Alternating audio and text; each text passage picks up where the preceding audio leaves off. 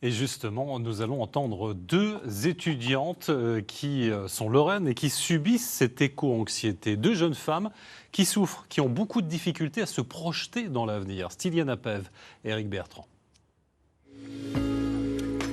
À 21 ans, Alicia est étudiante en sciences politiques à Nancy.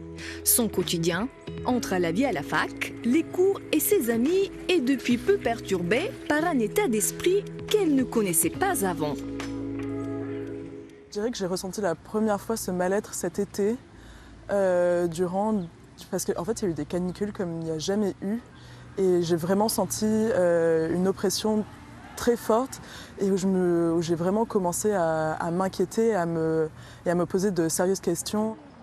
Un état de mal-être considéré comme un phénomène appelé l'éco-anxiété. Une angoisse persistante face au changement climatique qui touche les jeunes entre 16 et 25 ans. Un sentiment de fatalité auquel Marie n'échappe pas non plus. J'ai parfois des sortes de coups de panique où je suis vraiment mal et je me dis mais comment on va s'en sortir? Des moments où je peux me retrouver à être totalement en panique, à pleurer, etc. parce que je ne sais pas comment ça va finir. On détruit en direct ce qui nous permet de vivre.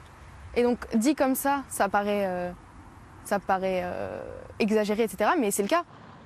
Se projeter dans un monde abîmé, se concentrer sur ses études, envisager une carrière ou une vie familiale devient extrêmement compliqué pour ces jeunes.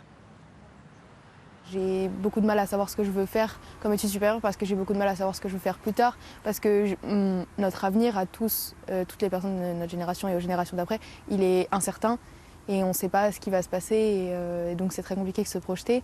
D'avoir des enfants tout bêtement, c'est vraiment quelque chose que je remets en question, alors que c'est un modèle qu'on m'a inculqué depuis que je suis toute petite. Je me dis, dans un contexte, je sais pas, je dirais même hostile, j'aurais pas forcément envie de faire des enfants, quoi. Mais comment faire face à ce sentiment d'oppression aiguë lié à la crise climatique? Partager avec ses amis ou s'engager auprès des associations, les deux jeunes femmes ont trouvé chacune leur façon d'avancer. Je me dis qu'en militant, peut-être qu'on arrivera à faire bouger les choses et en parler autour de soi, faire en sorte que le plus grand nombre de personnes possibles militent. Peut-être que les gens auront une prise de conscience, que nos dirigeants et dirigeantes auront une prise de conscience et que ça changera.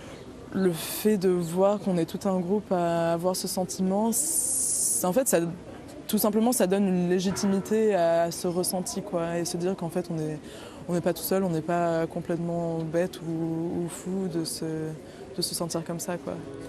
L'éco-anxiété est en termes récents non reconnue comme une pathologie. En revanche, les risques existentiels pour l'humanité causés par le dérèglement climatique sont dangereusement sous-explorés selon les dernières études.